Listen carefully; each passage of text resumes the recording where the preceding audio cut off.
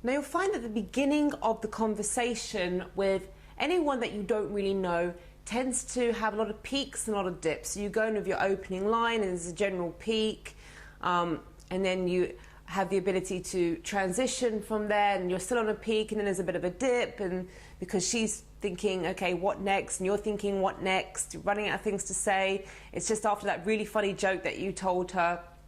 Whatever it is, you'll find that after every peak there is a dip. After every high point there is a lull. You need to be able to monitor when that peak is about to just take a dip. And that's the point that you actually break rapport. That is the point where you say to the girl, hey, you know what, I'm being so rude right now. It's my friend's birthday, I'm completely ignoring him. You can give her a kiss on the forehead, you can give her a hug, and you say, I tell you what, let's carry on for this for later. And then you leave her. So what this does is when you've reached a peak in the conversation and you break rapport, you actually leave her wanting more. And that means that you can go back to her anytime that you like, because the last memory she associates with you is a positive one. So immediately when she sees you again, when you start speaking to her again, you're going to anchor that emotion that you left her with. But the mistake that a lot of guys make is they will break rapport at a dip, at a low point.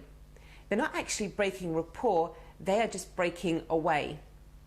They will wait for the conversation to fizzle out. They will try everything they can to get the conversation going, but they're on this dip and they can't shift it, they can't reach another peak. So what happens is then they make the decision to leave her and they think, oh, I'm breaking rapport now. But really they're not. As I said, they're just breaking away.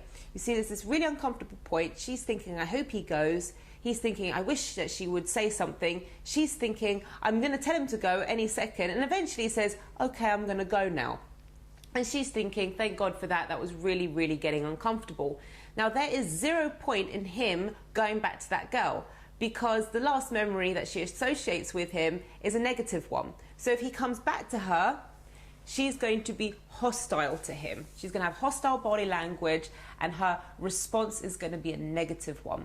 So that is breaking rapport done incorrectly. That is not something I teach.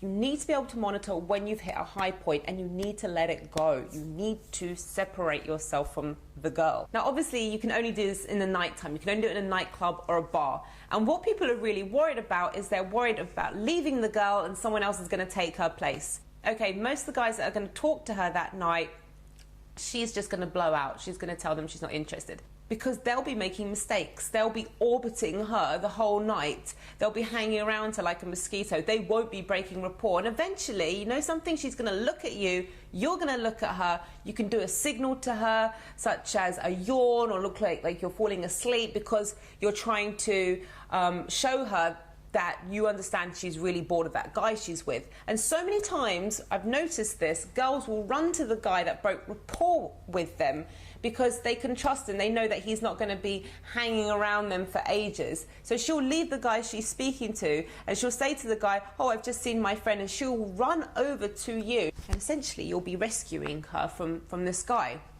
But breaking rapport does a few things. And this is why it's so incredibly powerful.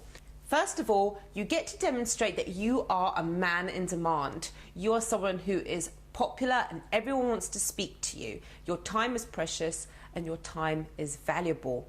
This is very attractive to women. And she's going to be spotting that. She's going to see you speaking to other people in the club, and she's going to believe, even if you're just doing the exact same thing to them as what you did to her, she's going to be under the impression that they are your friends that you're speaking to and that you're this really, really sociable guy.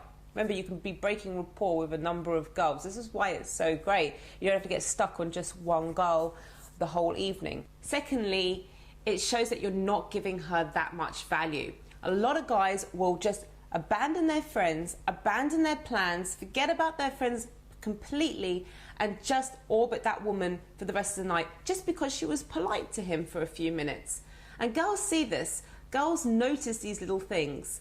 You're with these guys, you are out partying, you are having a fun time, and now suddenly just because I'm nice to you for a couple of minutes, you're like on my case all night.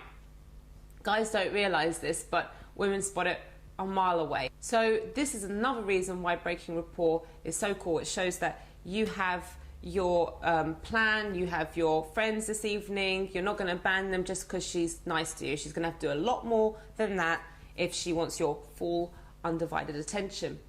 And thirdly, it gives her time to digest. It gives her time to appreciate you. Absence makes the heart grow fonder. Ever heard of that saying? Well, this is that saying in motion.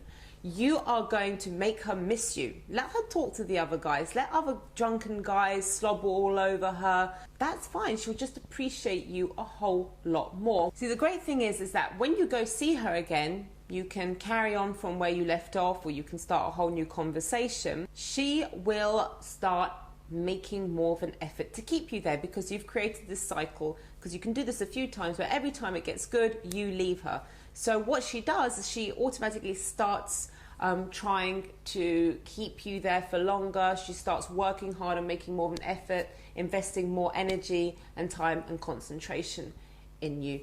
So that is why breaking rapport is so effective. It's effective for lots of other reasons also, such as you can do this to about 8, 10, 12, 14, whatever amount of girls you like, depending on the size of the club, how many people are there. So that means you don't have to just be stuck with one girl for like 2 hours just so that she can tell you she has a boyfriend after that, or she goes off with some other guy. You can do this to multiple girls. It's, as I said, great demonstration for how busy you are, and it's fantastic also if you are somebody who does panic when you run out of things to say, rather than just panicking and then filling it up with lots and lots of little questions that just drive her mad, and not in a good way. Just by saying to her, look, I've got to go, saying in a really confident manner, will be a great way to actually end the conversation on a high rather than on a mumbling low. Guys, I hope you enjoyed this video, and I hope to see you soon. Take care.